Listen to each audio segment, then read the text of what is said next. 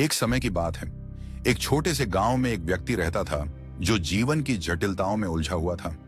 वह हर दिन अपने ही विचारों और आदतों के जाल में फंस जाता था। उसकी आदतें जैसे धीरे धीरे उसकी चमक को धूमिल कर रही थीं। वह अपने नियंत्रण से बाहर की चीजों से चिपक जाता, जैसे तूफान के किनारे खड़ा कोई व्यक्ति अपने ही क्रोध और निराशा में डूबा रहता। वह अक्सर अपने आराम और सुख की तलाश में भटकता, छोटी छोटी बातों में अपनी ऊर्जा बर्बाद करता, दूसरों की प्रशंसा पाने की चाह में अपनी आत्मा को बेच देता। वह अपने ही अंदर की आवाज को सुनने का समय नहीं निकाल पाता, रोजाना की रिफ्लेक्शन की अनदेखी कर अपनी दिशा ही भटक जाता। एक दिन उसने सोचा कि क्यों न इन आदतों को पहचाना जाए और अपने जीवन को फिर से संवारने का प्रयास किया जाए।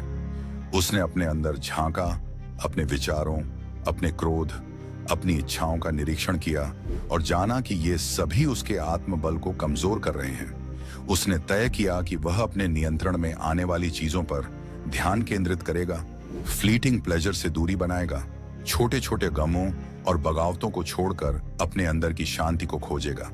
उसने यह भी सीखा कि दूसरों की प्रशंसा की तलाश छोड़कर अपने अंदर की शक्ति को जगाएगा, अपने कर्मों को सच्चाई और वर्च्यू से संजोएगा। हर दिन उसने अपने विचारों का निरीक्षण किया, अपने क्रोध और लालच को त्यागा और अपने जीवन के हर पल को जागरूकता और ध्यान से जिया। धीरे धीरे उसकी दुनिया बदलने लगी, उसकी आत्मा को शांति मिली और वह समझ पाया कि असली शक्ति अपने अंदर ही रहती है।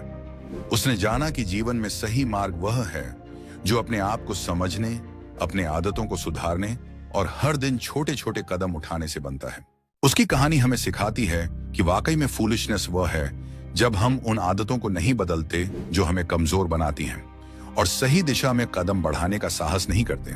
तो अपने जीवन के हर पल को जागरूक बनाओ, अपनी आदतों को सुधारो और अपनी आत्मा को उस प्रकाश से भर दो जो सदियों से हमें सिखाती आ रही है कि सच्ची बुद्धिमत्ता अपने अंदर ही छुपी है।